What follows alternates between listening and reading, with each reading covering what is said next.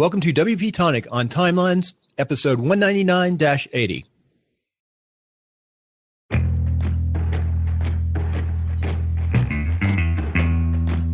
It's February 2016. That means it's a new topic on WP-Tonic. And we're going to talking this month all about graphic design. We have 4 wonderful shows. We've got some amazing guests coming on, some of the top people on WordPress. But there's so much to design. A lot of the coders, designers really pass it off, and it's really a specialty. So there's so much to do. I've seen the advanced notes that Jonathan has created. They're absolutely amazing. And without further ado, I'm going to turn it over to Jonathan so he can explain what we'll be talking about today on the 6th, the 13th, the 20th, and the 27th. All right then, Bill. So I think in this episode, Bill, we discuss responsive design, responsive images, and then we'll go on some tools that are aimed for the kind of semi-non-graphic designer. Adobe Creative Suite is fantastic, but it's $60 a month. So we'll be looking at some cheaper solutions for those that don't really need the full power of Adobe Creative Suite. And then on the 13th, we've got Shane, who's the joint owner of Thrive Themes and Impact, his own kind of marketing. And he's going to be talking about graphics and how they help with online marketing. He knows almost everything about that. And then it's the 20th, isn't it? On the 20th, we've got another special guest, Jip Willard. She's on with Tucker on the water cooler, and she's a social media manager, and she'll be joining us to talk about the importance of using images with WordPress and social media. And then the last Saturday of the month, was that the 27th, correct. We're just going to have a kind of roundhouse where we're going to talk about everything we discussed during the month and maybe add some more suggestions. And I think it should be great stuff, Bill. And Jonathan, I've got to say, you always do great show notes, but your advanced show notes for this are as good as they've ever been. Oh, thank you. Get those out to folks. Those are excellent. The links, connections, the videos to watch. I expect to know a lot about graphic design by the end of this month, by the way we summary. Also, I think you missed, tentatively on the 25th in the evening at 6 o'clock, we're going to have a roundtable. Yes. As normal. But that's harder to get into. We'll try to put the links up. That's done on Google Plus Hangouts, but everything else is on Blab. Very good. So this is Super Bowl weekend, but we're here podcasting and netcasting and talking about WordPress and having a fun time with all the shows. But this is so important, and it's an expensive area too. It can be expensive, not expensive. Hey, before we start, before we go into a break, I want to ask sort of both John and Jonathan a quick question from the business side, and maybe me too. How important are graphics on your website compared to the framework of your website? Think about that. The difference between a great website and a crappy website could be the graphics. Well, I definitely think that, the graphics that you use, like the stock photos or the custom photography or the graphics are definitely going to play a role in how people perceive you. Professional photography, you notice a lot of people doing that, getting for their about page. That's going to make a difference if you're using custom icons or, vector graphics and things that aren't just out of the box. That's going to make you stand out just a little bit more. Just all those little things add up. Jonathan? Same question. What do you think? How do you think graphics play on a website? What's the well? It's kind of multifaceted, really, Bill. It's the main form apart from written text. It's the main way you're going to communicate what you're trying to offer or sell or communicate. People don't tend to read. If they're going to read something really intensely, they print it out. They tend to skim read on the web page. Breaking up that text with images is really quite important in the actual readability of the pages. Also, Google, they don't say directly, but there seems to be a lot of indication that Google likes pages that have a mixture of text and images. They seem to give a little bit more SEO juice if you tag those images up correctly. And it just makes something, people tend a non-attractive page, they will bounce away from it. It's proven that the design, the look with graphics, with well-written content keeps people on your website. Yeah, as we head to a break, I just want to mention one thing. Next week, we'll be talking about the framework with Sean, probably in more detail, because he owns Thrive Themes. But the framework is where you start. And sometimes I look back and I love Genesis Dynamic, and it's such a solid engine for CSS and the code. But I'm not sure it's the best for your images. Well, I think you're going to find next week really interesting, Bill, because Shane and his company, they provide a WordPress plugin, which is they market it as a direct competitor to Lead Pages, and it enables you to develop landing pages rapidly and test those landing pages. So it's a direct WordPress competitor to Lead Pages, basically, Bill.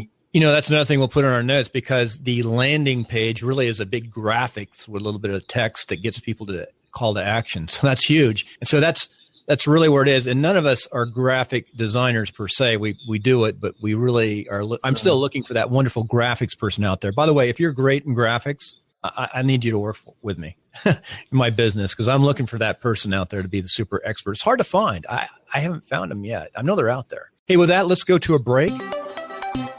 Want to turn your WordPress website into an online speed machine? Go on over to WP-Tonic. They'll set up DigitalOcean websites hosting on solid state drives. And while you're there, don't forget to sign up for WP-Tonic's maintenance packages. WP-Tonic offers some of the very best WordPress maintenance packages on the market. So those who are serious about getting the very best platform for their WordPress sites, make sure you go on over to WP-Tonic.com. Folks, we've got two more sections coming off the break. We've got this one for the iTunes. Those in the audience, we're going to be answering your questions and having you come up in about 20 minutes. So responsive images. We've got both John Locke and Jonathan Denwood. Jonathan, do you want to lead off on responsive images? I'll make some statements and then see if John wants to add. I'm sure you will add extra. Obviously, responsive design has become the dominant trend in web design and development over the past 3 years. And its ability to adapt to different screen resolution and sizes. One of the difficulties with that is, how do you deal with images? Because images are pixel-based, so they don't really expand and contract very well. Well, if you've got a small image and you try and blow it out, it will just pixelate. How does modern web design deal with raster images? That's been an ongoing discussion. And the good news for WordPress is it has adopted some morphologies that were in external plugin, but lately have become in the core WordPress, that really help people deal with the difficulties of different screen sizes. It even applies to the small screen, because even though your theme will adapt the image to the screen size of, let's say, your iPhone, what people don't realize is that the actual size of that image is exactly the same as what would be seen on the desktop. And so the download time, if the image hasn't been adapted and optimized, can be considerable. So with the new technology that the team at WordPress have now installed in the core, that particular problem is dealt with. So what do you think, John? What's your thoughts about this, and would you agree with most of the stuff I've been saying? Yeah, most definitely. One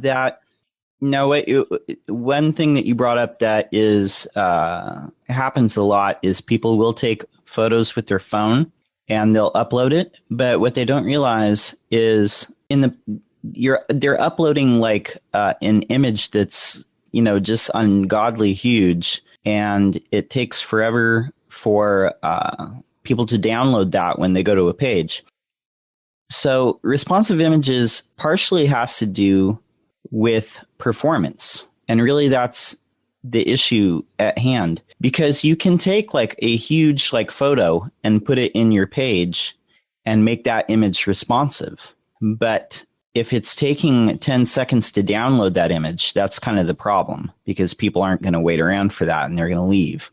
So a technology that a lot of web developers have been working on open source is picture fill, and the folks at WordPress had a plugin that was providing responsive images by generating a set images from the original upload for different screen sizes. Now, this just went into WordPress core I think in like 4.4, I think it was. Yeah. That's right. So basically, WordPress now has responsive images by default, meaning when you upload a photo into a page, it's going to generate a subset of images based off that original one, automatically detecting like the screen size. It's going to serve that the appropriate sized image. So I think that's pretty cool. But I mean, behind the scenes is probably taking like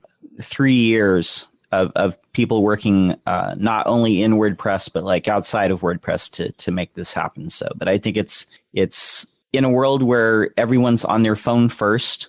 I think that it is a problem that needed to be solved. So. Yeah, I think the other thing that people got to be aware of, it wasn't easy to do this. What is your basic methodology when you're doing the site?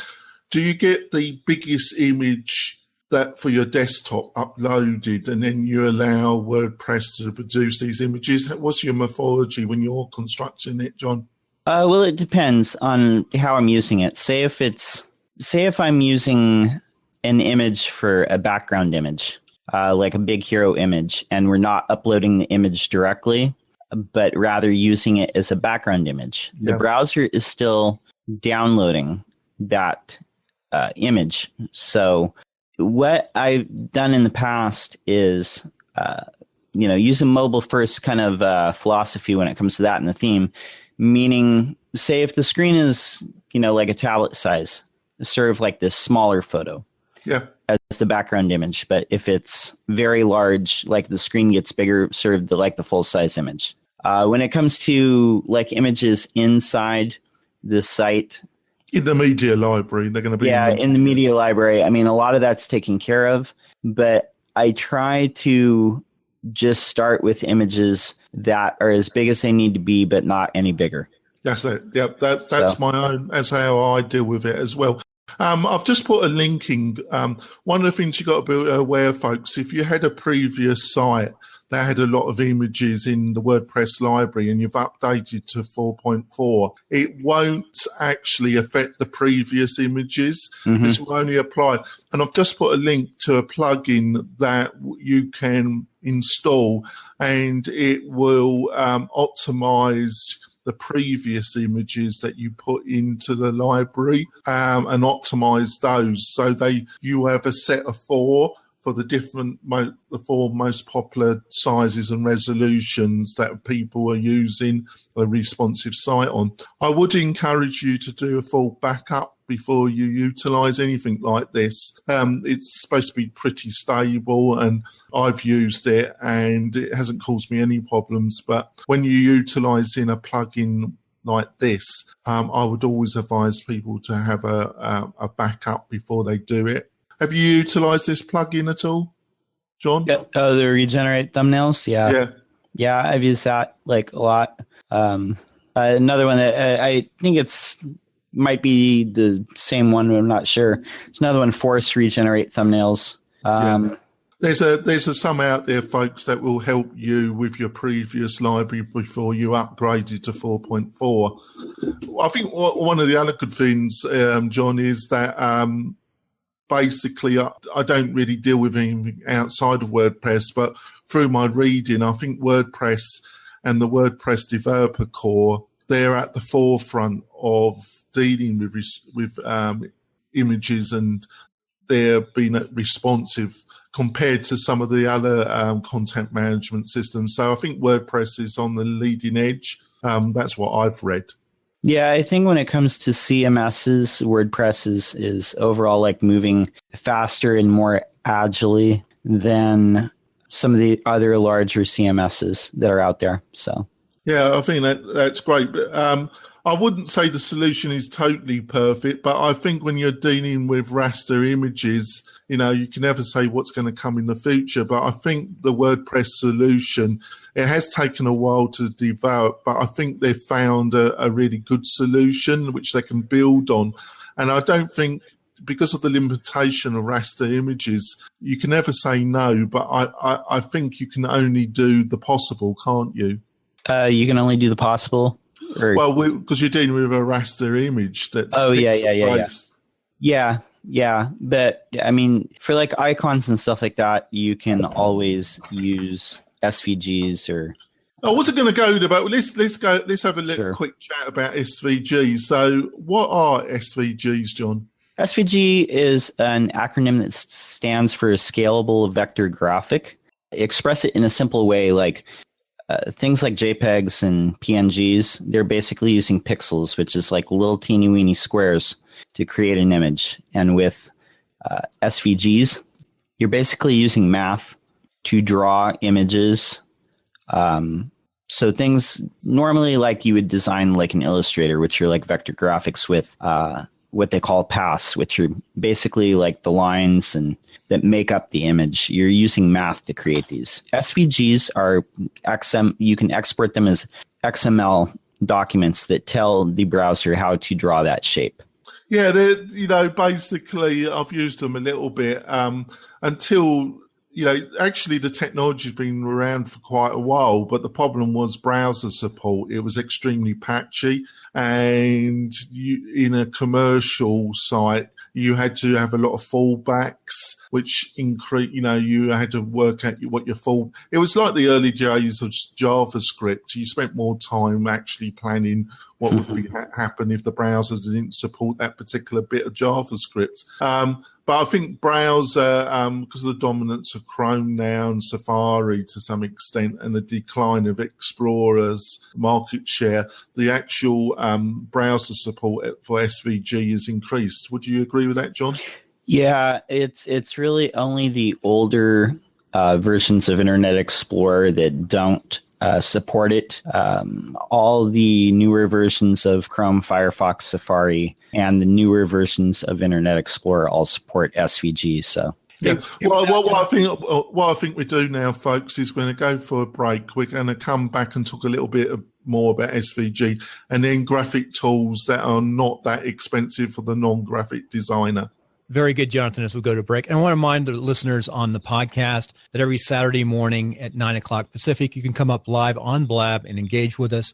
And after the show, the 30-minute show, we're going to come up and answer your questions, one-on-one review websites.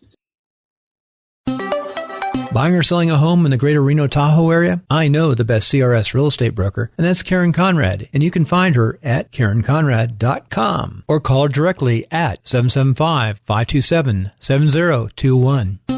Okay, coming back off. This is the last session, about 7 or 8 minutes. Still talking about SVG. Unfortunately, the show after the show, we'll talk about that after the show because it's kind of funny what we're talking about. We're going to review a few websites.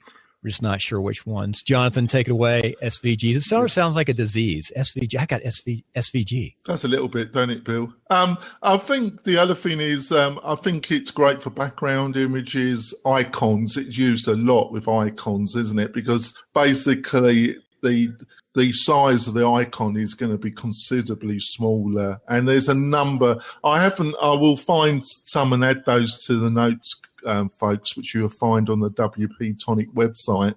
I'll find some links. There's some excellent WordPress plugins that enable you to use SVG icons. But I think, I wondered if you agree with this, John. What people got to realise is it enables you to fundamentally use vector art. But really high quality vector art is very time consuming to produce. So people are still going to use pixel images more than they're ever going to use SVGs. Would you agree with that? I would say that there's a place for both. I think, like raster art, basically like photos, that's always going to exist. But a lot of the projects that I work on with partners who design, a lot more of them are moving toward incorporating SVGs for things like logos and like icons and stuff like that, where in the past we would have done PNGs. So I think that is kind of the standard right now for, high-end design. In the past, that would have been Retina, but Yeah. Yeah. So how do you deal with the Retina question? Folks, that's a technology that it's high resolution screens, and it's a kind of trade name that Apple utilizes for its high-end tablets and its high-end computers. How do you deal with that, John? Generally speaking, I just try and figure out like what things need to be Retina, what images on the site like absolutely have to be Retina, and use media queries to queue up those images. So I'm going to break in and ask a question here. 72 DPI, you can make it easily by taking your Mac and clicking it on your image and just reducing it to 72 or making it whatever size. But now in the Retina, what size DPI do I need? And you said you maybe hook them into like an Amazon S3 feed or something. Is that what you're saying, John? No, I'm just saying you can use. There are plugins that you can use for swapping Retina images and detecting those and having like a fallback. But generally speaking, I think you just make the Retina image larger. 72 DPI, just like larger. You can do 300 DPI, but that's more for like print. Yeah. On the screen, never make it over 72. Just make your image a little bit bigger, and it'll push it back in. Yeah. What size for Retina do you think? For example, what's the on a WordPress? The biggest I ever make, I do it for Karen's real estate. There's probably her flyer is about 400 by about 550, maybe 600. That's pretty good size image, but 72 DPI. It loads pretty good. Yeah, that's. And I'll link a PDF to the backside to expand it to Amazon S3 if there's got a bunch of PDFs hooked to it. So that's what you're saying for Retina, basically a bigger image that shoots down. Yeah, thanks, guys. What I'm going to go on to now is go on to some cheap graphic tools that are aimed probably at the non-graphic designer type, apart from one I'm going to talk about. So I suppose, John, that you use Adobe Cloud graphic tools. I'm just on the like the Adobe plan. I think I just have a subscription to Photoshop and Illustrator, and I think that sets me back about $40 a month. So yeah, these are aimed, folks. I put some links in, folks, into the Blab chat. So I'm going to talk about Canva first, and it's a free program, folks, and it's a browser-based kind of semi-editor. What it does also, it provides a lot of templates that are designed for social media. So if you want to set up your Facebook, your Twitter, a number of other social media properties, they've got a number of templates where you can get the image resolutions, the right size, the right, and it just really, they also offer a lot of free backgrounds, and they offer some free photos, and then they offer a load of photos that are about $1 each. And a lot of people that are not really graphic designers use it a lot. Have you used it at all, John? Which one is this, Canva? Yeah. I haven't used it, but I'm looking at it now, and it kind of reminds me of the Adobe thing like back in the day that was like a cheaper version of Photoshop, but just did... It was Photoshop Elements, wasn't it? Was it? Yes. Yeah. It is a bit like that, isn't it? I use Canva, and I find there's some shortfalls with it too on the resolution. It's well below 72. I don't really like it anymore. I think there's better stuff out there than Canva. All right, there we go, Bill. So another one we're going to look at is, I don't know how to pronounce it, it's Pixlr. Pixmoney. Pixlr. Pixlr. Of the kind of, there's a number of these online photo editors. Another one is PicMonkey. I just bought PicMonkey. But I personally like this one more than PicMonkey. I think it's got more power and it offers more flexibility. Because we're running out of time, one I would like to go on to, and in the other shoes, we've got a long list of these, which we were talking about. But to finish off today, one that I did look at is Affinity Designer. And I put the link in, I think. Yeah, I did. This is a real Photoshop challenger.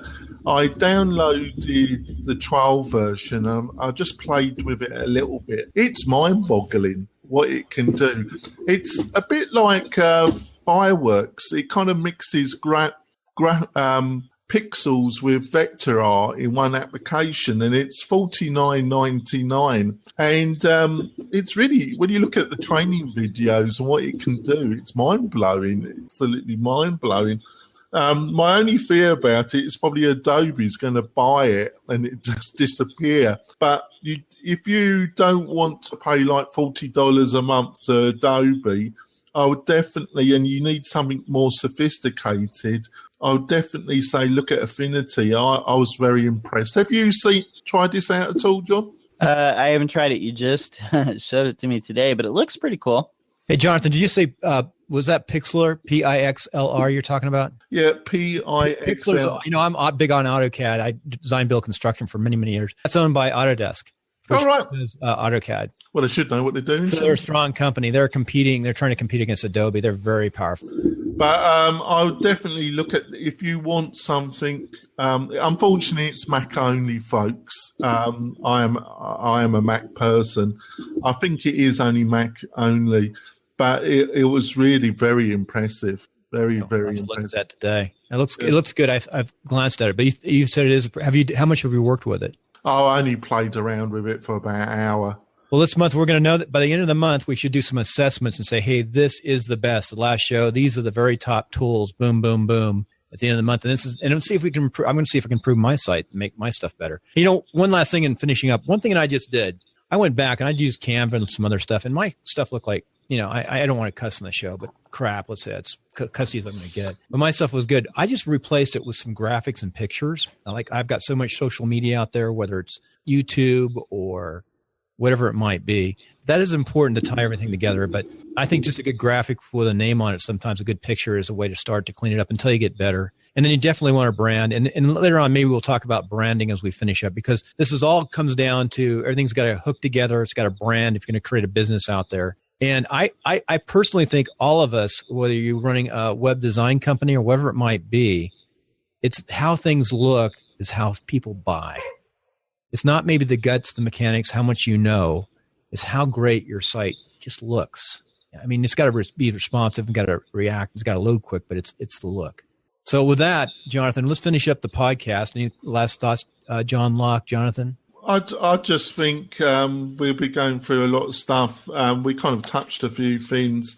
I think the responsive images, what WordPress has done in this area is very impressive. I think there's a bit of confusion about, like you say, it sounds a bit like a disease, doesn't it, Bill? Yeah, SVGs. I don't, but I think in 2016 they're going to become more popular. And we're just trying to provide some more online tools or other tools. So what do you think, John? Well, I think responsive images are, you know, it's good that it's like landed here in WordPress. I do think vector graphics and SVGs are going to continue to become more prevalent. And I think there will always be a place for good photography. A lot of design is good photography. So, yeah. Hey, with that, let's finish up. And I did leave some homework. Go over to WP-Tonic, episode 80, or Timelines Tonight, episode 199, and I'll have the link to this CSS tricks. The SVG is for everybody. And it's about 45 minutes, and it's a wonderful clip to watch for a good intro on the SVG and the graphics and where we're going. So that's the homework this week. We'll come back, maybe talk a bit about that next week. Please stay on for the folks who are live in Blab. We've had a lot of folks, 51 people have come through, and we've got about 12 on right now. So we'll be reviewing other websites, answering your questions for the next hour or so, and bringing other folks on to chat and give testimonial. How's that, Jonathan? That sounds great, Bill. Hey, thank you, John. This is a wonderful show. Appreciate it. And again, this will be up tonight. Take care. One last question. We're going to come back and dance. Come on, dance, guys. So that means that the podcast is all done, but there's much, much more to go on this Saturday morning, 6th February. And tomorrow's the Super Bowl. Are there any Super Bowl graphics? We've talked about Super Bowl graphics. What's Super Bowl doing with websites these days? Got no interest in American football at all. Guacamole. Okay, thank you. If you don't already have a real estate agent you know, like, and trust, let Conrad Pacific help you find a certified residential specialist, and the service is free. If you're moving across country or just across town, call 775-233-8065 or visit us at conradpacific.com.